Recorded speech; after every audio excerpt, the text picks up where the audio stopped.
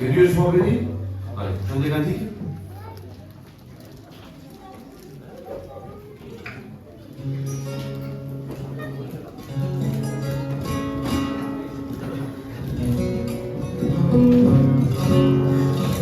Aujourd'hui, Faites ensemble. nous sommes tous réunis pour crier la victoire de Jésus sur l'ennemi. Il est ressuscité, nous a donné la paix. Il est ressuscité, nous a donné la vie. Il est ressuscité, Jésus-Christ, et la mort n'a pas pu le tenir. Et en lui nous avons la vie. Il est ressuscité, Jésus-Christ, et la mort n'a pas pu le tenir. Et en lui nous avons la vie. Jésus est ressuscité, il n'est plus dans le tombeau, écoutez. Jésus est ressuscité, il n'est plus dans le tombeau, écoutez. Et nous ne mettons pas de fleurs, nous n'allumons pas de bougies, parce que notre Dieu n'est pas mort. Au troisième jour, il est ressuscité. Il est ressuscité. Et la mort n'a pas pu le tenir. Et en lui nous avons la vie.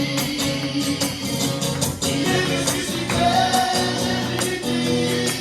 Et la mort n'a pas pu le tenir. Et en lui nous avons la vie. Que Dieu soit béni. La valeur de cette réunion, c'est que Jésus soit mort, mais bien plus, c'est que Jésus soit ressuscité. Amen. Et ce soir, il est ici. Amen. Il veut bénir ton cœur. Il veut sauver ta vie. Je le crois de tout mon cœur, que ce soir, ça va être une réunion bénie. Ce n'est pas de la prétention, c'est de la foi. Amen. Gloire à Dieu. Il y a aussi notre soeur Soledad ici. Hein? Qui vient de chanter un cantique.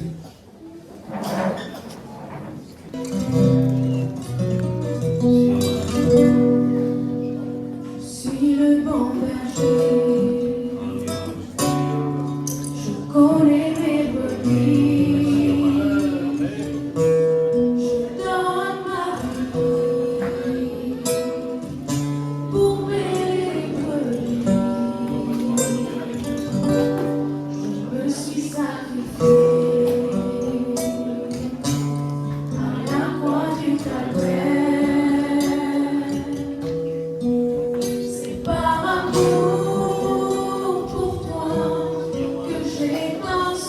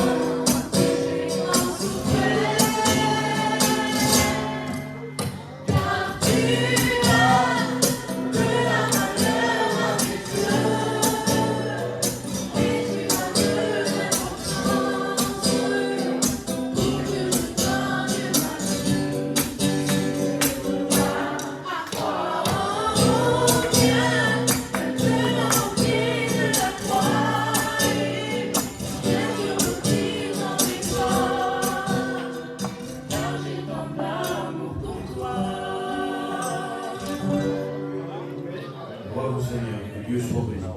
Et nous allons écouter notre frère Oblique, qui va nous dire un mot.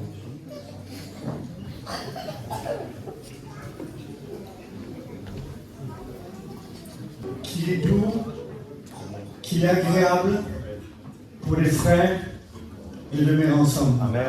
Est-ce que vous êtes d'accord avec moi? Alléluia, hein? Il n'y a rien de plus beau que les frères qui sont unis. Je crois que le message d'aujourd'hui, c'est l'unité de l'Église. Amen, c'est ce qui nous a été dit ce matin. Hein, c'est que l'Église soit unie. Alléluia.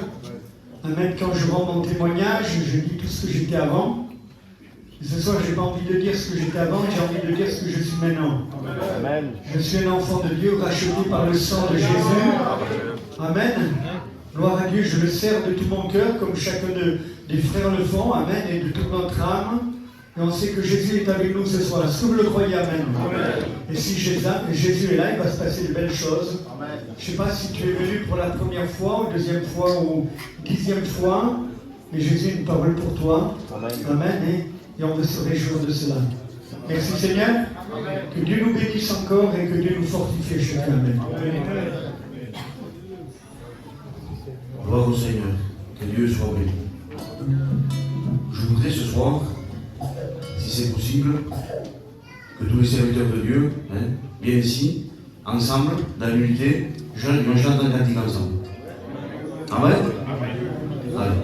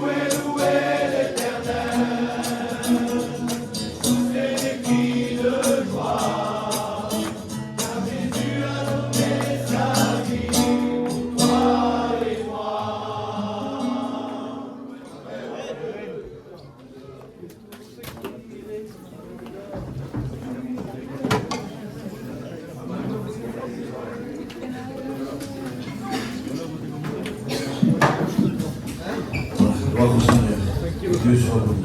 Et sans plus tarder, quand je fais joindre pour mon témoignage.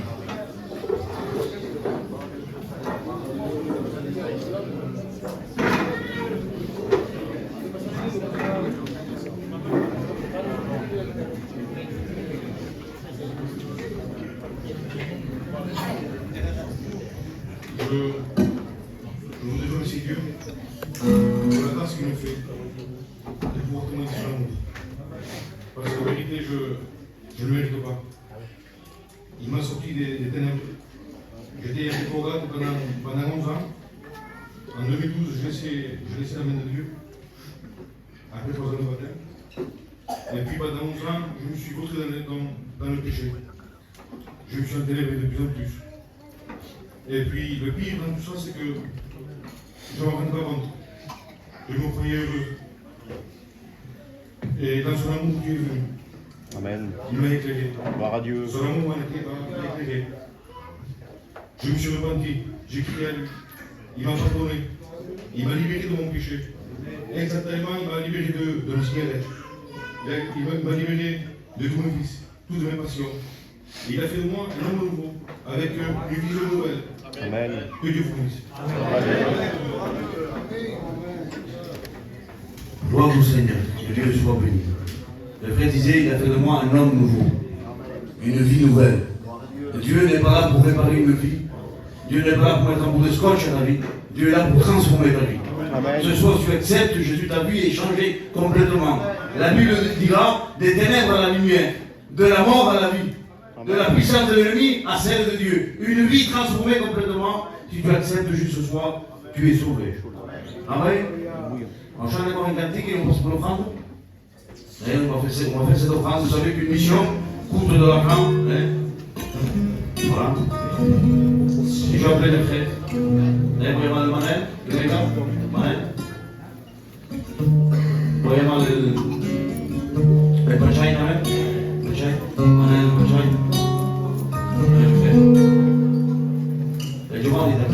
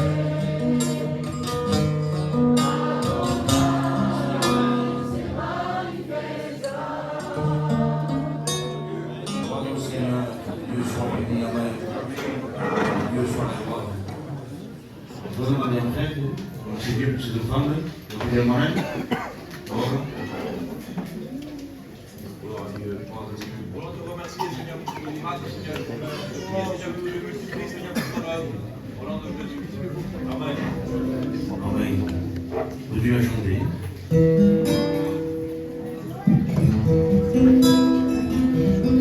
Mon ami, tu ne sais pas ce qu'un jour peut t'enfanter. Aujourd'hui tu es là et demain tu n'es plus là. La Bible nous enseigne heureux l'homme à qui le péché est pardonné, car celui qui avoue et délaisse, il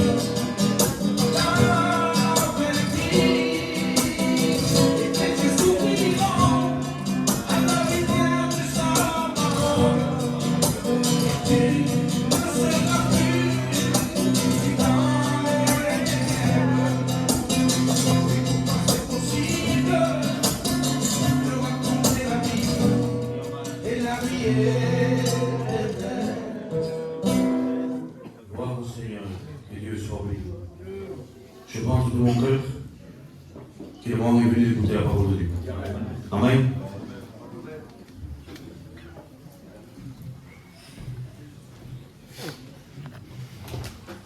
Gloire au Seigneur.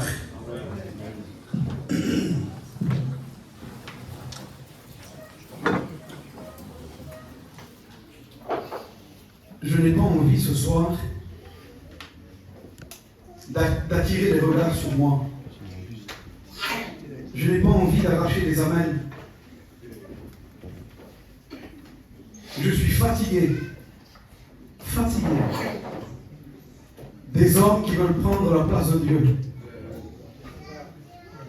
Je suis fatigué de vouloir rester bien dans une réunion. L'évangile n'est pas là pour nous faire sentir bien, ni même pour soulager notre angoisse. L'évangile est là pour nous dire la vérité. La Bible dira, vous entendrez la vérité.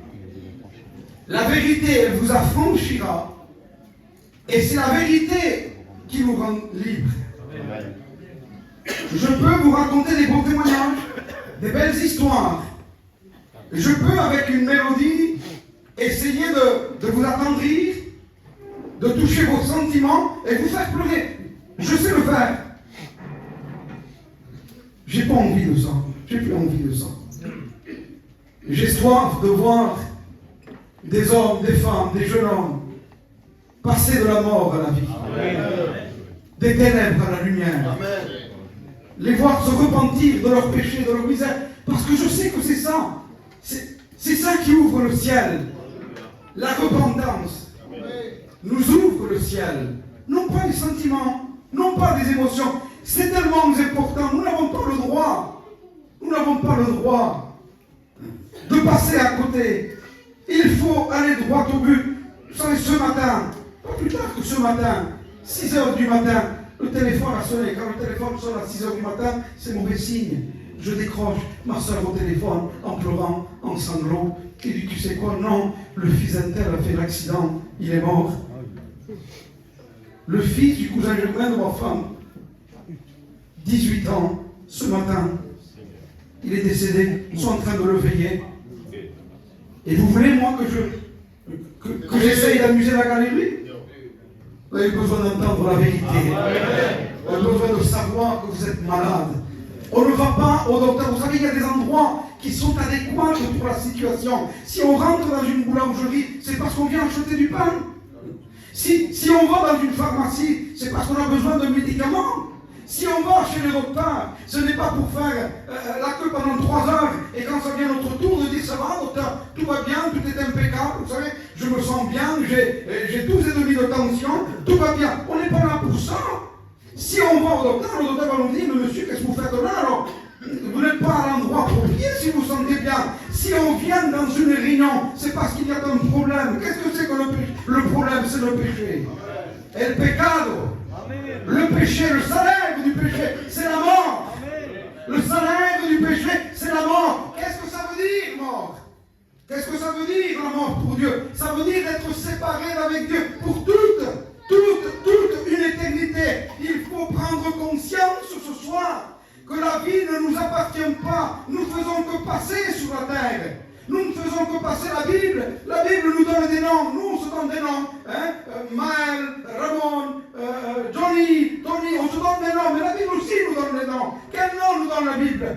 Fragile, faible, vulnérable, vapeur, qui paraît pour un peu de temps et qui ensuite disparaît. Fleur des champs, il dit. Fleur des champs, il dit que la vie de l'homme est comme la fleur, comme l'herbe. Il dit, elle sort le matin, très belle, très jolie. L'après-midi, il sort le soleil, la frappe. Le soir, passe un vent et l'emporte. Il dit que même l'endroit qu'elle occupait ne se reconnaît même plus. C'est fini, elle passe. La vie, elle passe, et elle passe plus vite que ce que l'on pense. On ne s'aperçoit pas. Les années défilent. Pour moi, il y a quelques années, j'étais jeune marié. Maintenant, je suis grand-père 4 fois. T'as vu les années écoulées? Je sais pas comment ça se fait. J'ai déjà 50 ans. 50 ans déjà. La vie, elle passe. Il faut se poser les bonnes questions. La vie est une tromperie. La Bible dira que le diable a aveuglé l'intelligence des hommes pour ne pas qu'ils voient resplendir la gloire de Dieu. Mais la Bible dit aussi que le Fils de Dieu est apparu afin de détruire les œuvres du diable. Et je veux ce soir, par le moyen de cette réunion, que les œuvres du diable lâchent prise, que les écailles des yeux tombent, que l'évangile percute les cœurs, que des âmes viennent à la repentance, et que des âmes se repentent, et que le ciel s'ouvre, et que la gloire de Dieu se manifeste. Je voudrais vous parler de la vie de l'homme pendant quelques minutes, une histoire que vos pasteurs certainement vous ont prêché pendant maintes reprises. J'aimerais vous le prêcher ce soir. J'aimerais vous parler dans le 2e livre des rois, au chapitre 5, et au verset 1er. Il est question de Naaman. Naaman, chef de l'armée du roi de Syrie, se réjouissait de la faveur de son maître et d'une grande considération, car c'était par lui que l'Éternel avait délivré les Syriens. Mais cet homme fort, cet homme vaillant, était l'Hébreu.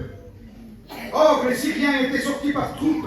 Ils avaient amené une petite fille du pays d'Israël qui était au service de la femme de Naaman. Et elle dit à sa maîtresse, si mon Seigneur était auprès du prophète qui est à Samarie, le prophète le guérirait de sa lèpre. Amen. Naaman, chef de l'armée du roi de Syrie, se réjouissait de cette grande considération, car c'était par lui que l'Éternel avait délivré les Syriens en ce temps-ci. Naaman, c'était l'homme de la situation. En ce temps-ci, c'était le Kenji de l'époque. Si l'appareil à photo aurait existé, si les téléphones auraient existé en ce temps-ci, si on aurait vu Naaman, vous savez ce qu'on aurait fait? On peut faire une photo avec toi? Je me permets de faire une photo avec toi? Les gens parlaient de Naaman comme l'étoile d'Israël. Naaman, quand on le voyait venir avec ses chars, avec ses troupes, les gens l'enviaient, devaient se dire, voilà un homme qui a réussi dans la vie. Voilà un homme à qui je voudrais ressembler. C'était le modèle, peut-être certains essayaient de se coiffer comme lui, essayaient de s'habiller comme lui, essayaient de prendre la démarche comme lui, je ne sais pas moi. C'était l'homme à imiter, l'homme qui était le modèle en ce temps-ci, de celui qui réussit dans la vie, comme vous avez vu parfois des hommes qui arrivent avec une Mercedes, avec un beau compte en banque, un homme qui arrive, qui a un nom, qui a un titre, qui est populaire, et on dit voilà, si un jour je devrais ressembler à quelqu'un, voilà à qui je voudrais ressembler. Un homme qui a réussi dans la vie. Ce n'est pas parce qu'on a réussi dans la vie que nous avons réussi notre vie. Attention. Dalila avait réussi dans la vie. Elle n'avait pas réussi sa vie. Mike Trump avait réussi dans la vie. Ça ne veut pas dire qu'elle avait réussi sa vie. Whitney Houston avait réussi dans la vie. Ça ne veut pas dire qu'elle avait réussi sa vie. Celui qui réussit sa vie, c'est celui dont le péché est pardonné et dont le nom est inscrit dans le livre de la vie. Pas Naaman, puisque la Bible nous dira, mais il y avait un mais, cet homme fort, cet homme vaillant, cet homme que tout le monde enviait, cet homme qui en mettait plein les yeux à tout le monde. Il y avait un mais dans sa vie. Et quand il y a un mais, il faut s'arrêter. Mais cet homme fort, c'était comme si vous allez au garage et le vendeur vous fait l'article sur la voiture. Et monsieur, la voiture, elle a des jantes en 18. Elle est climatisée, toit ouvrant, intérieur en cuivre, peinture métallisée, tout ce qu'il faut. Et à un moment donné, il s'arrête, mais vous êtes là, vous attendez. Mais le moteur est cassé. Ça ne vaut plus rien. Ça n'a plus aucune valeur. Ça veut dire que le problème du moteur a plus de valeur que toutes les options qu'elle peut contenir la voiture. Mais cet homme fort et voyant était lépreux. Il y avait un problème, la lèpre. Il y a un problème aujourd'hui, le péché. Le péché est le plus grand péché s'accapare du cœur de l'homme. Le péché nous conduit là où on ne veut pas y aller. Le péché nous fait faire ce qu'on n'a pas envie de faire. Le péché nous fait vivre d'illusions. Vous savez, il y avait un chant qu'on chantait chez nous, les Espagnols, los chichos, ils disaient d'illusiones también se vive. D'illusiones. Et les gens vivent d'illusions. Ils croient qu'ils sont meilleurs que les autres, ils croient que les autres les admirent, ils croient qu'ils ont plus réussi que les autres. Mais en réalité, c'est pas vrai. On vit d'illusions. C'est le diable qui nous fait croire ça. Nous fait vivre d'illusions. C'est pas la réalité, ça. Le péché est le plus grand de tous les problèmes. Il faut régler le problème du péché pendant que nous sommes sur la terre. Après, c'est trop tard. C'est trop tard. Le péché est un monstre, c'est le pire de tous les ennemis. Il est pire que le coronavirus. Le péché, disait Payan, est une infection, c'est une vipère dont la morsure donne la mort. Il disait, le péché est un fardeau qui écrase l'homme. Le péché est un volcan en éruption. C'est un lion affamé.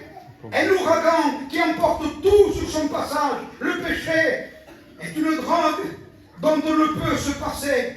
Un poison que le diable fait boire à tous les hommes. C'est un nuage sombre qui cache la face de Dieu. Le péché est un destructeur de repos, un témoin accusateur. C'est une lèpre foudroyante. C'est une défaite, une dette. C'est la plus grande puissance de tout le temps. Le péché, disait Payan, a dompté l'homme. Il le domine, il le possède, il l'abaisse, il le courbe, il le dégrade, il le casse. Le péché est collé à notre peau. Il coule dans son sang. L'homme seul ne peut pas s'en sortir du péché. Il a besoin d'une puissance plus grande. Il a besoin d'un nom plus grand. Il a besoin du nom de Jésus. Il a besoin du sang de Jésus.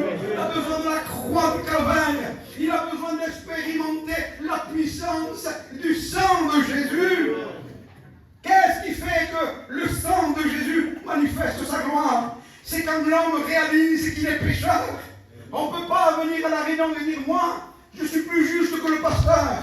Moi, je suis plus juste que le chrétien. La différence qu'il y a, c'est que toi, tu vis dans le péché, mais le chrétien, lui, quand il pêche, il pleure. Il est malheureux. Il passe des nuits. Il souffre. La conscience n'est pas bien. Il cherche le pardon de Dieu, tandis que toi, tu te vautres dans le péché. Tu as besoin de te repentir et de venir à la croix du Calvaire. Afin, la Bible dit, afin que votre péché vous soit pardonné et que vos noms soient inscrits dans le livre de la vie. Soient inscrits dans le livre de la vie. Le péché, quel problème? Le péché détruit tout sur son passage. Il fait pleurer les enfants.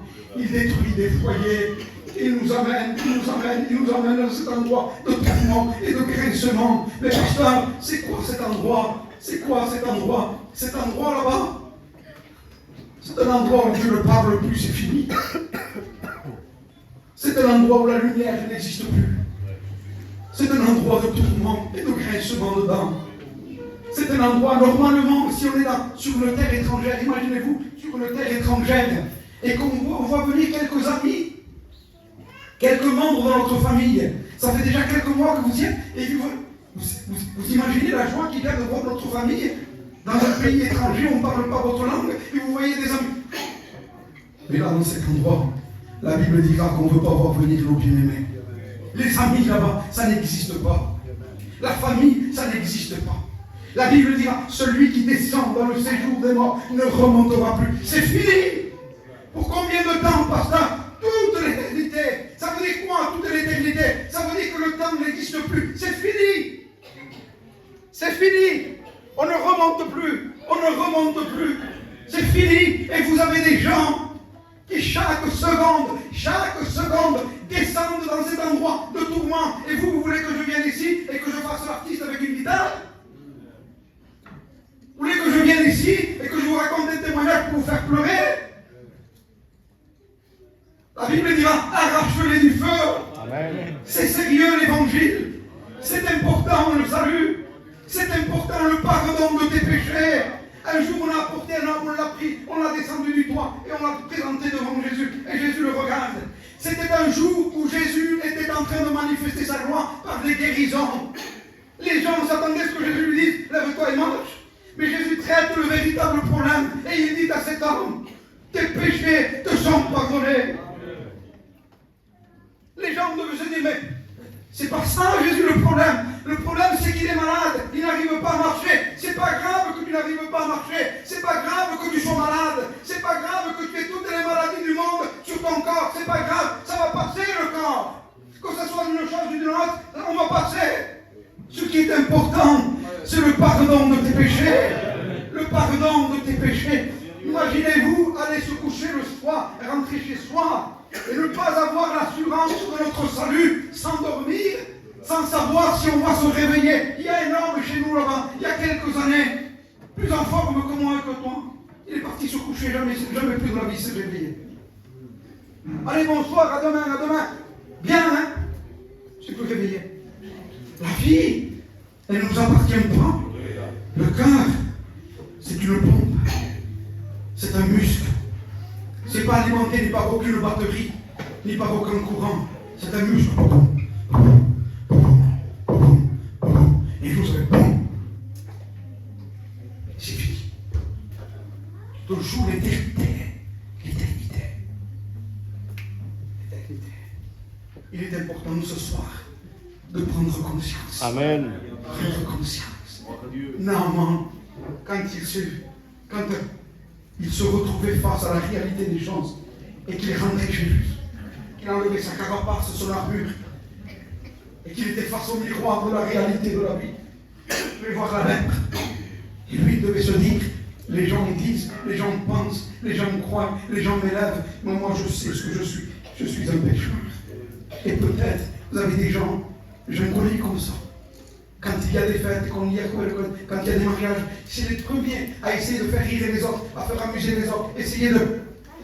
Quand ils rentrent chez eux, c'est les pleurs, c'est les larmes, c'est la tristesse, c'est l'angoisse, c'est la cassure dans le foyer, c'est les enfants qui pleurent, c'est la plus grande misère du monde. En réalité, Naaman, quand il rentrait chez lui, lui seul savait ce qui se passait, c'était entre lui et Dieu. Et tu sais la misère qu'il y a de vivre dans le péché. Il dira, mais j'arrive pas à en sortir. Et le ciel dit, il ne veut pas s'en sortir. Parce que si quelqu'un veut, Dieu le peut. Dieu le peut. Dieu ne fait pas de préférence aux personnes. La Bible me dit. Il ne fait de préférence aux personnes. Et à un moment donné, la jeune fille part, petite chrétienne, vous savez, qu'on avait ramenée du pays d'Israël. Petite chrétienne qui avait un bon témoignage, qui marchait avec Dieu, qui connaissait son Dieu, il connaissait les prophètes, il connaissait la parole de l'Éternel, il connaissait la puissance de Dieu, elle connaissait une petite chrétienne qu'on avait ramenée captive. Vous savez, si c'est moi, le grand chef, celui qui m'a ramené captif, il est lépreux. Vous savez ce que je fais moi? Tant mieux pour lui. Ah, tu vois comment Dieu est juste? Maintenant, tu es frappé de lèpre. Tant mieux pour toi. Ça, c'est moi. Et pas la petite jeune fille. Elle va exprimer le pardon, la miséricorde, la bonté. Amen. Tu n'as pas le droit de vivre dans la haine, dans la rancune, dans la méchanceté. Tu es baptisé, ça ne veut rien dire aujourd'hui. On peut être baptisé et perdu demain. On peut prendre la Sainte Seine et être un perdu. Ce n'est pas un baptême qui vous garantit le ciel. C'est quoi? C'est la pureté du cœur, l'honnêteté dans notre vie. Ne vivons pas sur l'espérance d'un baptême. Aujourd'hui, quand quelqu'un meurt, vous dites, il était baptisé. Ah, ça va alors. Comment il marche? Autant il était baptisé, il était sous. C'est quoi? On ne peut pas tout miser sur un baptême. La petite fille dit, si le prophète dit, il connaîtrait le prophète. Si Naaman dit, connaîtrait le prophète qui est en Samarie, certainement il le guérirait aux êtres. Certainement il le guérirait. La petite fille a parlé, le bruit parcourt dans tout le royaume. La jeune fille a donné une solution. Une petite, la Bible dira, une petite jeune fille, regarde Samuel. c'est avec des petits hommes que Dieu fait des grandes choses. Amen. Une petite jeune fille, elle donne le moyen aux grands mamans de s'en sortir. Et Naaman commence à dire, il y avait un prophète en Samarie. Il dit, j'y vais. Il prend beaucoup d'argent. Il prend les vêtements de rechange. Il prend les chars. Il prend toute la cavalerie. Et à un moment donné, il dit, j'y vais, je vais payer, je vais donner, et je vais obtenir la guérison. Il arrive là-bas, il fait appeler le prophète. Et le prophète fait quelque chose. Il dit, va dire à Naaman, s'il veut être guéri, qu'il descende au Jourdain. Le serviteur arrive. Et Naaman se présente. Il avait un nom, il avait un titre, il avait une capacité. C'était quelqu'un. Il dit, voilà, il dit, tu veux être purifié de ta lèpre? Tu veux t'en sortir? Il faut descendre au Jourdain. Ah non, il dit, ah non, non, non. Ah non, non. Si tu ne descends pas, tu t'en sors pas. Comment? Naaman nous répond, mais moi je pensais, c'est là d'où vient le problème. Moi je pensais que j'allais venir, que le prophète allait sortir, qu'il allait passer sa main sur moi, la position des mains. J'allais payer et j'allais repartir purifié. Moi je pensais que c'était comme ça. Mais entre ce que nous on pense et ce que Dieu dit, il y a tout un parcours. Il y a tout un parcours. Le problème, c'est qu'on pense trop avec nous-mêmes. Moi, je pensais. Et si vous laissez l'homme penser, il pensera toujours à son avantage. Il pensera toujours pour lui-même. Il pensera toujours dans son intérêt. Mais la Bible dit, celui qui s'élève, qui est quelque chose, celui qui descend. Celui qui descend. Celui qui s'humilie. Un jour, le Seigneur a dit à un homme, appelle-toi de descendre. Il faut qu'aujourd'hui même, je demeure dans ta maison. Aujourd'hui, ce soir même, il faut que je demeure dans ta maison. Aujourd'hui même. Naaman dit non. Non, non, non, non, non. Tout ce que tu veux, oui, mais pas descendre, pas m'humilier. Vous savez qu'il y a des gens qui ne s'en sortent pas. Vous le dites en vérité. Parce qu'ils ne veulent jamais descendre. Ils veulent toujours avoir raison. Ils veulent toujours se justifier. Ils veulent toujours donner des raisons à des raisons. Ils ne s'en sortent jamais. La vie chrétienne, ça descend, ça dégrampe. Je suis non. Pas vrai? Tu n'es plus ce que tu étais. Avant, oui. Plus maintenant. Pourquoi? Parce que tu n'as jamais descendu. Il y a des situations où il fallait demander pardon. Au lieu de demander pardon, tu as cherché à te justifier. Il y avait des situations où il fallait descendre. Et au lieu de descendre, tu as commencé à critiquer et à murmurer. Et nous, on essaye de passer comme ça. Mais le ciel dit pas. Il a de me forcer contre toi. Naaman dit non, non, allez. Les eaux du barbare et de ma région, là-bas, elles sont plus claires, elles sont plus belles. Qu'est-ce que je vais vous montrer là? Descendre au Jourdain. Non, non, non, on dit, allez, on remballe tout, on rentre chez nous. Il y a un serviteur intelligent, sage. Il dit, si le prophète t'aurait demandé quelque chose de difficile, tu n'aurais pas fait? Et oui. Pas grand chose. Tremper cette fois dans le Jourdain. Pas grand chose. T'humilier. Reconnaître. Confesser. Celui qui confesse et le laisse obtient miséricorde. Amen. Naaman dit après tout. Alors à un moment donné, il descend au Jourdain. Les soldats sont là. Les généraux, les grands de la cavalerie. Naaman sort son armure. Les taches de lèpre commencent à apparaître. Et les gens, les uns et les autres, se rendent compte. Regarde, le grand Naaman. Voilà. T'imagines? Quelle honte! Et vous avez des gens qui ne se convertissent pas parce qu'ils se disent, que vont dire les gens de ma famille? Que vont dire les autres si moi je m'humilie? Que vont dire si je demande pardon? Que vont dire? Mais peu importe ce qu'ils vont dire. Ce qui est important, c'est que tu sois purifié. Amen. C'est ça qui est important. Oui, mais c'est pas fait d'homme, ça. Mais peu importe, reste homme, tu vas rien en faire. se tremper une fois, 2 fois, 3 fois. Et les autres peut-être à demi sourire, commencent à se regarder. Il est beau le grand Normand. 3 fois, 4 fois, 5 fois, 6 fois. Quand il se relève à la 7e fois, la Bible dit, quand sa chair devenait comme celle d'un petit enfant. Comme celle d'un petit enfant.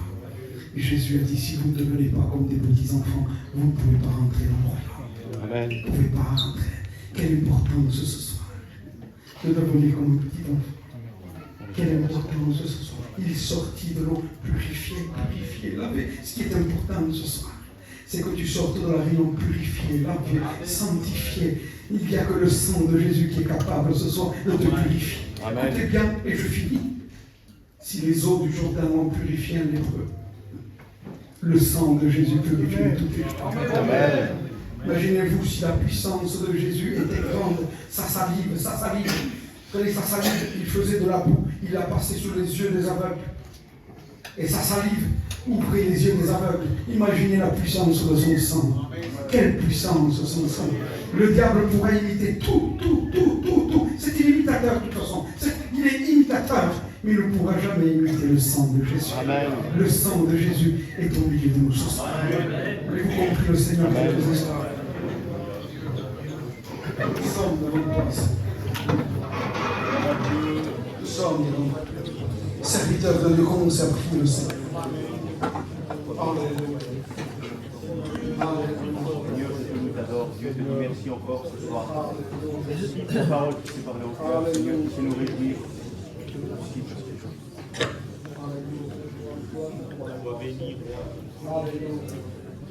Nous sommes devant toi, Jésus. Nous sommes devant toi. Nous voulons te bénir, t'adorer, te glorifier. Tu es vivant. Tu es vivant. Tu es vivant. Tu es vivant. Je ne veux pas faire l'appel pour mettre les gens mal à l'aise. Lever la main, se lever à sa place, venir ici, repartir. Et quand on est dehors, on repart à nouveau. La vie chrétienne, c'est entre nous et Dieu. On peut se repentir seul sur notre chaise, être là devant Dieu et se repentir, avoir un cœur de repentance. Pas besoin de venir à un appel. On peut se repentir sur notre chaise, mais là devant Dieu. Et on prie de tout notre cœur. Seigneur, nous sommes devant toi. Nous sommes devant toi. Je prie ce soir pour que les ténèbres lâchent prise. Je prie pour que le captif soit libéré. Je prie pour que ta gloire descende au milieu de nous. Je prie pour que tous les malades soient guéris ce soir. Dans le nom de Jésus. Je prie pour que les perdus se sauvent. Que les perdus se sauvent. Dans le nom de Jésus. Dans le nom de Jésus. Dans le nom de Jésus. Dans le nom de Jésus. Sauve ce soir. Que les écailles des yeux tombent. Seigneur, détruis toute œuvre du diable. Dans le nom de Jésus, Seigneur. Dans le nom de Jésus. Dans le nom de Jésus. Dans le nom de Jésus, nous sommes devant toi. Amen. Tu ne sais pas bien où tu vas, tu continues à marcher, mais tu ne connais pas le vrai bonheur, ta vie n'est pas complète, mais dans ton cœur, tu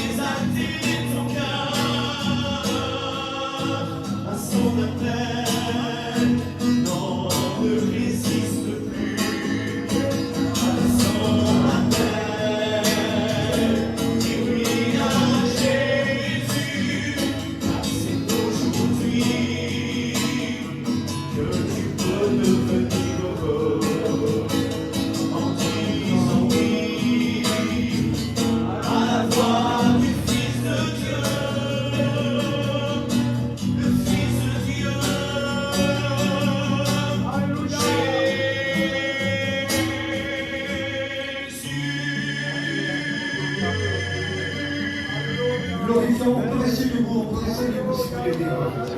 Et glorifions le Seigneur, louons-le ce soir, Alléluia. Louons-le parce qu'il y a des noms qui sont inscrits dans le livre de vie. Louons-le parce que les péchés sont pardonnés.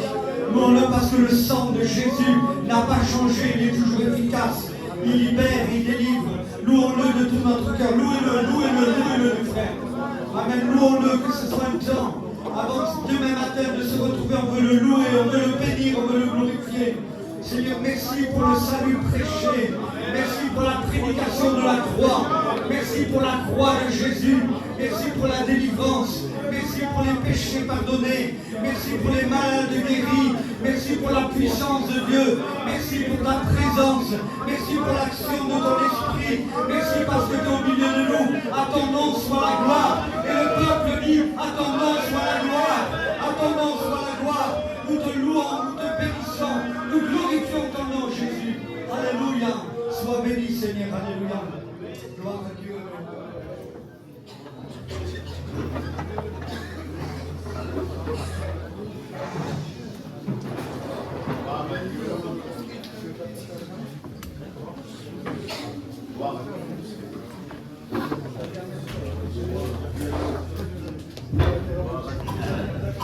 Gloire au Seigneur.